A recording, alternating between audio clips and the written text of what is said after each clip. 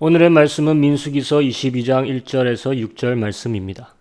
제목은 보이는 것을 넘어 보이지 않는 거룩한 열정으로. 민수기서 22장에서 25장은 하나의 연결된 스토리입니다. 방대한 이야기를 담고 있지만 우린 한 맥락을 찾아서 같이 교훈받기 원합니다. 먼저 등장인물들의 구성을 살펴보기 원합니다. 발람이라는 모압의 왕이 나오고 있습니다. 이스라엘이 그 험한 광야의 길, 불뱀이 도사리는 길을 지나 드디어 가나안 땅 여리고를 반대편에 두고 모압의 땅에서 야영하고 있습니다.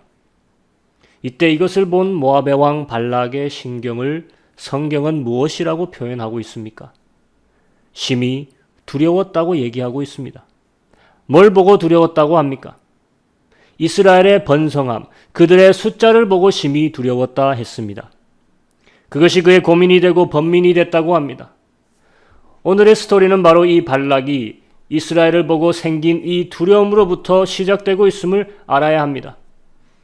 강한 아모리 족속의 시온 왕, 바산의 왕도 이들에게 참패를 당했고 그들의 성들이 뺏긴 것을 자신의 눈으로 보았다는 것입니다. 모압의 왕은 그들과 같은 운명이 되길 두려워했던 것입니다. 이스라엘 민족이 자신들 덮치면 버티기 힘들다는 것을 느꼈습니다. 그럼 어떻게 하느냐? 이미 강하다는 두 나라의 왕들이 그들 치려고 나갔지만 이기지 못했어요. 힘으로는 안 된다는 것을 알아챕니다. 그래서 그가 알아낸 방법이 뭡니까? 바로 미디안 족속들과 동맹을 맺고 발람이라는 사람을 찾기로 하는 겁니다. 오늘 그래서 두 번째 나오는 인물이 발람입니다.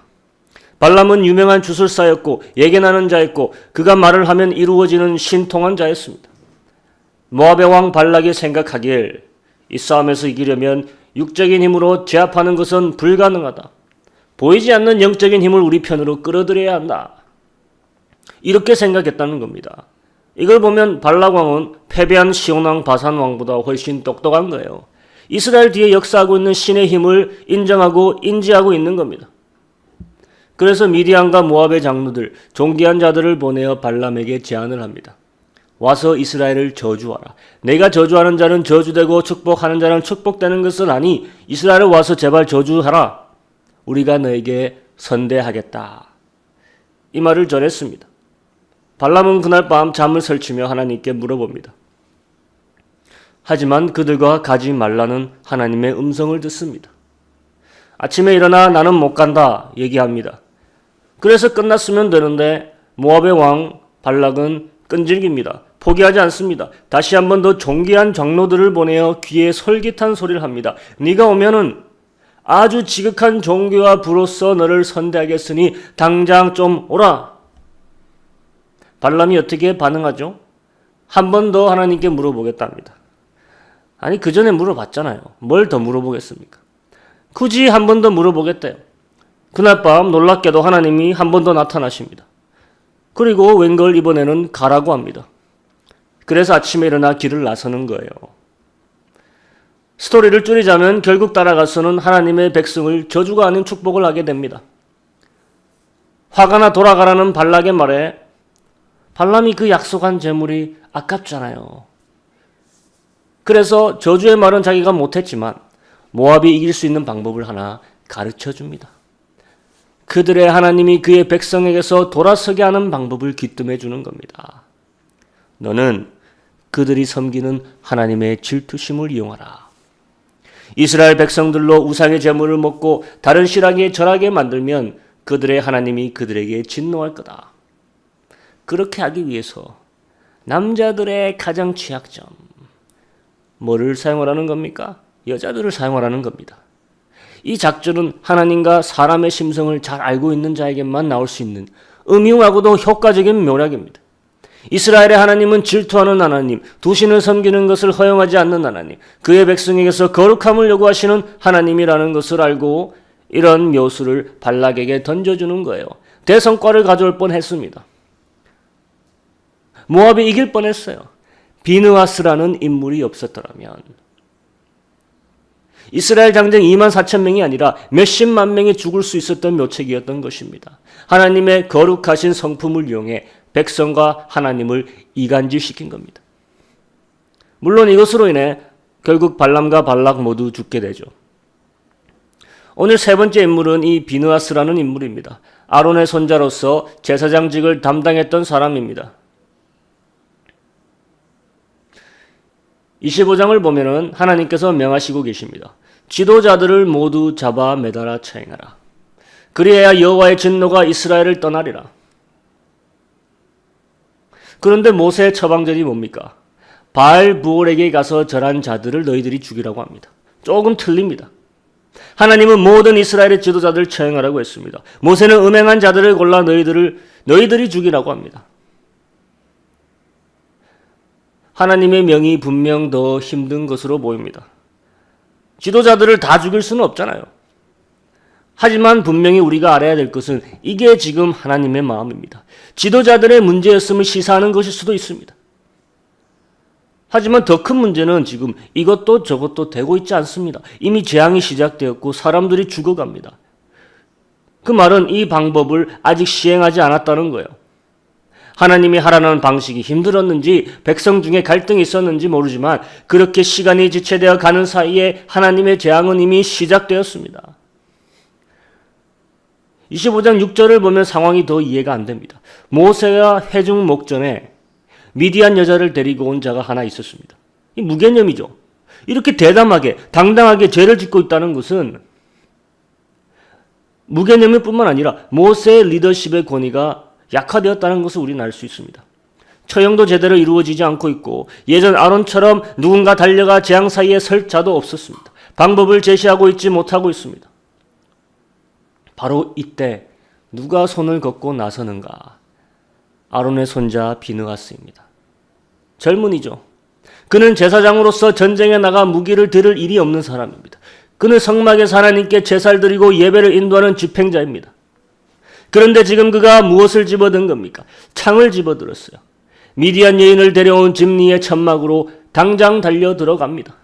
여자와 누워있는 그를 단번에 여자와 함께 창으로 처형합니다. 이때야 비로소 하나님의 진노가 멈췄다는 거예요. 25장 11절 제사장 아론의 손자 엘르아슬의 아들 비느하스가 나의 질투심으로 질투하여 이스라엘 자손 중에서 나의 노를 돌이켜 나의 질투심으로 그들을 진멸하지 않게 하였도다. 비느하스가 달려가 그들 죽인 것은 누가 명해서가 아니라는 말입니다. 하나님과 같은 질투심으로 달려갔다는 거예요. 타락함을 허용할 수 없는 하나님의 거룩하신 성품이 비느하스에게 타오르는 열정이 되어 다들 꺼려하던 심판을 가차없이 그의 손으로 이행하고 있었다는 겁니다. 반대로 하나님을 진노케 한 자, 그는 시므온 지파 족장의 아들 집니였습니다. 그는 어떻게 이렇게 악한 일을 저지르게 되었나? 그도 젊은이입니다. 족장의 아들이고 여자를 데려온 걸 봐서 나이가 많지 않습니다. 젊은 만큼 여성의 유혹에 빠지는 게 쉬울 수 있어요. 하지만 그가 여자에게 홀려 진 밖으로 나가 우상 숭배를 한 것만이 아닙니다. 지금 우상 숭배자를 자기 진영으로 데리고 온 거예요. 전체 진영을 더럽히는 겁니다. 나가서 지은 죄도 모자라서 죄를 갖고 들어오는 겁니다. 그로 인해 공동체의 위기가 오고 사람들이 울고불고 난리 났는데도 그는 나가서 미디안 여자를 아예 자기 처소로 데려오는 겁니다. 무엇이 동기가 돼서 그가 이런 짓을 하고 있습니까? 과연 무엇 때문일까요? 보이는 탐욕 때문입니다. 발람이 물질을 향한 탐욕으로 진리를 배반하고 악의 축으로 돌아섰다면 이 젊은 청년은 여자를 향한 음욕으로 여자를 가지고 싶은 탐욕으로 온 백성을 더럽히고 하나님을 배반하고 악의 축으로 돌아서고 있는 겁니다. 여기까지 보면 오늘 하나님의 길에 대적하고 서 있는 세 사람이 등장했습니다. 또한 하나님의 심정을 공감하여 그의 길을 걷고 있는 젊은이 한 명 등장했습니다. 먼저 이 세 사람의 공통점을 봅니다. 그들 모두는 하나님에 대한 지식이 있었던 사람들입니다. 정도의 차이는 있었지만 이들 모두는 하나님의 존재를 의식하고 있었고 그 존재의 여파를 몸소 경험했던 사람이에요. 모압의 왕 발락, 자신과 이스라엘의 대립이 영적인 싸움이라는 거 알았습니다. 여호와라는 신이 이스라엘과 함께하고 있었다는 거 압니다. 발람이라는 사람은 이것을 더 잘 알고 있었죠. 그가 7마리 소와 7마리 양을 3번에 걸쳐 제사를 지냈다는 것은 하나님이 받으실 만한 제사의 방식과 형식을 알고 있었습니다. 하나님과 이야기하고 심지어 하나님의 신에 감동되어 예언하고 있었다는 것은 하나님을 아는 지식이 있었을 뿐 아니라 하나님이 쓰실 수 있을 만한 영적인 사람이었다는 것입니다. 셋 중에서 가장 하나님을 잘 알았어야 하는 자는 바로 젊은 청년 짐니입니다. 이스라엘 백성의 시몬 지파 족장의 아들이었습니다. 하나님의 역사하심을 광야 기간 동안 보았고 체험했습니다. 그의 성품과 그의 계획을 알고 있었습니다. 하지만 하나님을 안다고 해서 하나님 편에 서는 게 아니라는 겁니다. 하나님을 알면서도 이들은 한결같이 자기 좋은 것을 택합니다. 하나님은 모압과 잘 지내는 미래를 생각하고 있었는데 모압은 하나님을 대적하는 길을 택합니다. 하나님은 발람이 가지 않는 것을 원했는데 발람은 가는 것을 택합니다. 하나님은 우상과 음행하는 것을 원치 않았는데 짐니는 상관 안 하고 자기 뜻대로 하는 거예요. 자기의 목표, 자기의 욕구, 자기의 바램을 쫓아간 결과가 모두 이들에게 죽음으로 돌아옵니다. 왜 그런 죽음의 결과를 고집스럽게 이들은 붙잡고 있었느냐? 바로 그들은 보이는 것에 대해 1차적으로 마음의 영향을 받은 사람들이었다는 겁니다. 그들의 동기는 자기 중심적입니다. 그것이 내면에 있는 욕구와 눈에 보이는 요소의 결탁에 의해 생성되고 있었다는 겁니다. 모압, 발람, 짐니 모두 다 하나님을 대적하지 않고 하나님을 섬길 수도 있었던 사람들입니다. 하지만 하나님을 대적합니다. 바로 내면의 욕구와 눈에 보이는 것의 결탁에 의해 하나님의 적이 되는 겁니다. 모압의 왕 발락을 보십시오. 이스라엘의 숫자에 두려움을 느꼈다는 것. 그들이 자기들 지경에 와서 진쳐 있는 것을 보고 불안함과 초조, 두려움으로 번민하였다고 합니다. 하지만 하나님은 이스라엘에게 모압을 대적하라 명령한 적 없습니다. 모압은 아브라함의 조카 롯의 자손이에요. 모압은 이스라엘이 거할 가나안 땅이 아니라 지금처럼 변두리에서 지내면 되는 겁니다. 그런데 이들은 이스라엘을 적으로 생각합니다. 왜 그랬겠습니까? 그들의 숫자를 보니 그들의 지경까지 뻗치어 자신들의 삶을 바꾸어 놓을 거라 생각했어요. 자신들의 땅에 와서 자신들의 자원을 가져갈 줄로 생각합니다. 자신들의 삶을 위협할 것이라 생각. 이 두려움으로 인해 행동하게 되는 겁니다. 정치적인 연맹을 미디안과 맺죠. 발람을 회유하려고 돈을 씁니다. 어떻게든 저주를 내리게 하려고 3번이나 가서 제단을 쌓습니다. 결국에 자신들의 여인들을 창녀처럼 만들어 이스라엘을 유혹하는 도구로 씁니다. 자신의 현재를 옹호하고 지키려는 이 불안함과 초조함이 자신의 재물, 심지어 사람까지도 낭비하는 선택을 하게 합니다. 또한 하나님의 선지자로 개과천선할 기회가 있었던 발람은 자신의 영적 달란트를 물질을 위한 도구로 사용합니다. 그도 처음엔 옳은 길을 선택하려고 했습니다. 하지만 끝까지 옳은 길과 그릇된 길에서 주저하기를 반복하는 겁니다.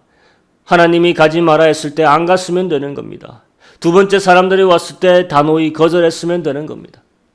하지만 중간에서 왔다 갔다 주저하는 거예요. 그러니까 이걸 알고 하나님이 네 마음대로 가라 합니다. 또한 자신이 가는 길에서 하나님의 천사가 막아선 것을 자신이 타던 당나귀를 통해 알게 되는 거예요. 하찮은 짐승도 하나님의 천사의 영광을 보고 잘못된 길에서 돌이킬 만한 눈썰미가 있었는데 당대의 최고의 선견자라 알려진 발람은 자신에게 칼을 빼고 서 있는 하나님의 천사를 알아보지 못합니다. 3번을 보지 못하고 3번을 당나귀를 막대기로 칩니다. 또한 3번을 하나님의 백성을 축복하고 그것이 하나님을 기쁘게 하는 것인지 경험했음에도 그냥 집에 못 돌아가는 겁니다. 발락과 그의 장로들과 앉아서 어떻게 하면 이스라엘을 이길 수 있을지 묘수를 내놓았다는 것입니다. 왜 이스라엘을 축복도 하고 또한 넘어뜨리려고도 합니까? 적군입니까? 아군입니까? 왜 더블 플레이를 하는 겁니까? 이해되는 행동이 아닙니다. 바로 눈앞에 재물이 왔다 갔다 하니까 옳은 것을 알고도 갈팡질팡하는 겁니다. 그 입으로 이렇게 말했어요. 금과 은이 가득한 집을 준다 해도 하나님의 말을 할 수밖에는 없다. 멋진 말이죠. 신앙의 말 같습니다. 그리고 그가 하나님의 말만 한 거는 사실이에요. 하지만 하나님의 편에 서진 않았다 이겁니다. 금과 은이 가득한 집 때문에 양 진영을 더블 플레이한 것입니다. 우린 하나님의 편에 서든지 재물의 편에 서든지 선택해야 합니다. 재물을 사이에 두고 갈등하는 자, 결국 하나님을 대적하는 길에 서게 된다는 것입니다. 짐리라는 이 사람은 정말 정신 나간 사람이죠. 자신이 하는 짓이 무엇인지 알고 있으면서도 자신을 제어하지 못했던 사람입니다. 발람과 마찬가지죠. 보이는 것으로 인한 탐욕 때문에 아리따운 이방 여인의 모습에 하지 말아야 할 짓을 하는 겁니다. 바알 제사에 참여하고 그들의 신들 앞에 엎드리며 그들의 여인들과 음란한 관계를 맺습니다. 우리의 탐욕의 본성에 우리는 알면서도 자신을 내어주는 선택을 할 수도 있다는 것입니다. 이들 모두에게는 하나님을 알만한 지식이 있었습니다. 하지만 알만한 지식이 이들을 하나님의 길에 서게 만든 건 아닙니다. 아니, 하나님을 알만한 지식이 있는 사람들이 하나님의 길을 가로막고 그와 대립하는 길에 섰기에 그 여파는 훨씬 더 심각했고 이스라엘에게는 더 큰 위기가 되었던 것입니다. 그럼 이 말씀이 이제 우리에게 의미하는 바가 뭐냐? 이 말씀은 바로 옳은 것과 그른된 것을 알면서도 내 욕심에 이끌려 지금도 갈등을 하고 있는 자들에 대한 경고입니다. 내가 아무리 영적인 은사와 능력이 있다 한들 내 내면의 탐욕을 제어하지 못할 경우 하나님이 그를 심판의 길에 던져버리십니다. 이 말씀은 또한 자신의 끝을 완성하고자 모든 방법을 동원하는 자들에 대한 경고의 말씀입니다. 발락이 자신이 잃어버릴 것들을 두려워한 나머지 돈과 명예와 사람을 낱낱이 허비하고 낭비하는 것을 봅니다. 결국 다 잃고 자신의 목숨까지도 잃습니다. 또한 이 말씀은 자신의 탐심으로 공동체의 파멸적인 결과를 초래하고 행하는 자들에 대한 경고입니다. 몇몇의 탐심으로 인해 거룩한 공동체가 엄청난 고난을 당했던 것입니다. 하지만 오늘 우리가 주의 깊게 봐야 하는 것은 하나님의 편에서 하나님의 마음을 공유했던 자에 대한 말씀입니다. 어떻게 그는 하나님이 느끼는 바를 그렇게 체감하고 행동할 수 있었나? 그런 자에게 주시는 하나님의 축복의 메시지는 무엇인가? 발람이 자신의 탐심에 귀를 기울여 악의 길을 쫓아갔다면 비느하스라는 인물은 하나님의 마음에 그의 몸이 움직여갔다는 겁니다. 모세가 지금 여러 가지 상황 속에서 하나님의 정의를 빠르게 실현하지 못하고 있어 그들의 백성이 재앙으로 죽어가고 있을 때 누군가 하나님의 진노와 열성을 느끼며 하나님의 대리자가 되어 단번에 심판을 행하는 겁니다. 우린 여기서 하나님이 원하시는 것이 무엇인지 알게 됩니다. 바로 한 사람이 하나님이 가지고 계시는 거룩함에 대한 열정에 공감하는 겁니다. 공감한다면 행동할 겁니다. 행동하면 하나님의 인정을 받고 축복을 받는다는 것입니다. 오늘 비느하스에게 어떠한 축복을 내려주시는가? 25장 12절. 그러므로 말하라 내가 그에게 나의 평화의 언약을 주리니. 평화의 언약을 주셨습니다. 하나님의 거룩하심을 위해 배교자의 피를 흘려 그의 손을 먼저 더럽힌 그에게 하나님께서 영원한 제사장직을 평화의 언약을 주셨습니다. 사람을 죽이는 것이 어떻게 평화랑 상관이 있느냐? 악을 없애는 것이 평화와 상관이 있습니다. 거룩함을 지켜내는 것이 평화와 상관이 있습니다.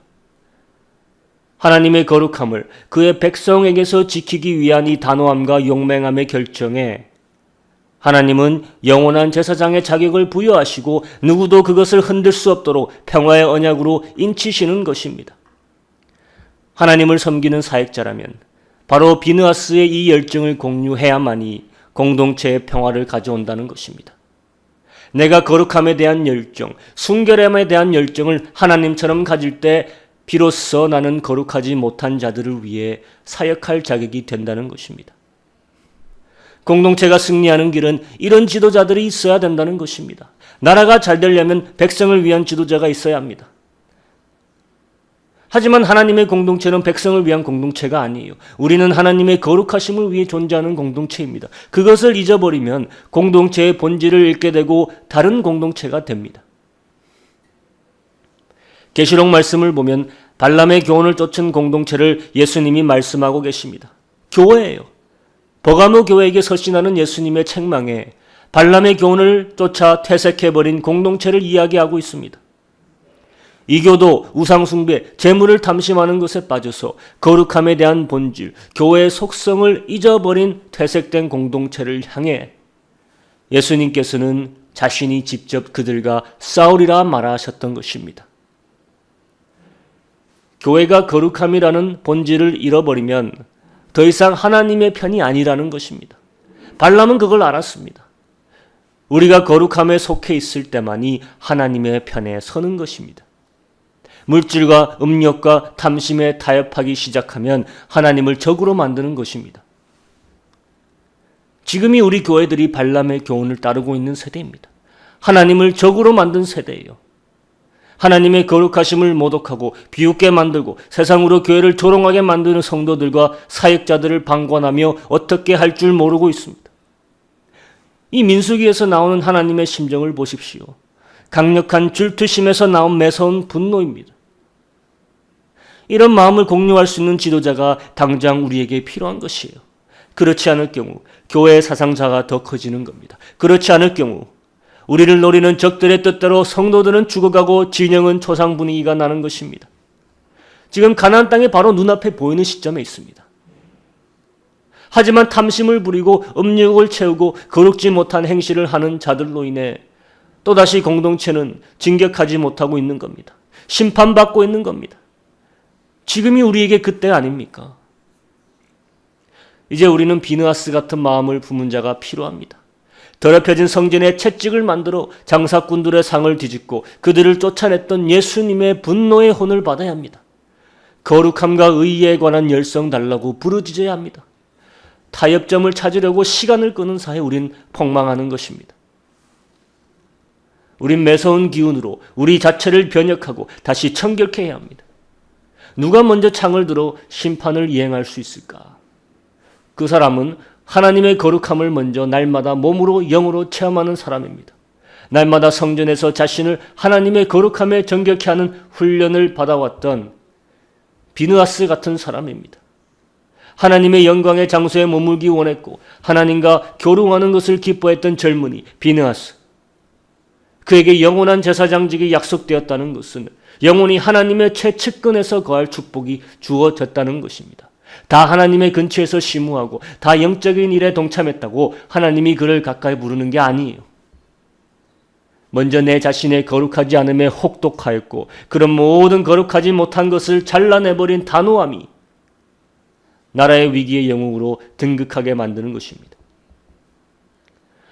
지금 우리에게 신앙의 히어로가 등장해야 할 시기라면 지금 그 히어로는 자신의 삶에서 혹독하게 자신의 거룩하지 못함을 스스로 심판하고 잘라내버리는 작업을 반복하는 자일 것입니다. 그는 하나님의 거룩함의 열성을 자신에게 먼저 실행하고 있을 자입니다. 경건함이 날마다 몸에 배어가는 자이고 거룩하지 못한 자신의 모든 삶의 영역을 제거하는 작업을 반복하는 자일 것입니다. 그러기 위해서 하나님의 말씀 날마다 거울로 삼는 자이고 기도하며 묵상하며 하나님 앞에 경건치 못한 것들을 내려놓고 꾸짖음을 달게 받는 자입니다. 다시는 같은 실수를 반복하지 않으려고 피 흘리기까지 분투하는 자입니다. 타협하지 않는 자입니다. 지금 우리 위기의 공동체, 내부에서 폭망하고 있는 교회의 공동체들이 필요한 인물은 타협하지 않는 리더입니다. 때를 묻히지 않되 피 묻히기를 두려워하지 않는 자입니다.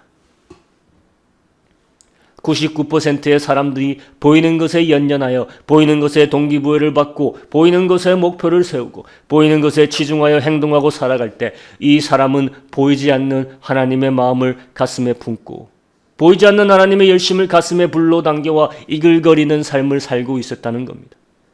그는 전쟁을 두려워하지 않습니다.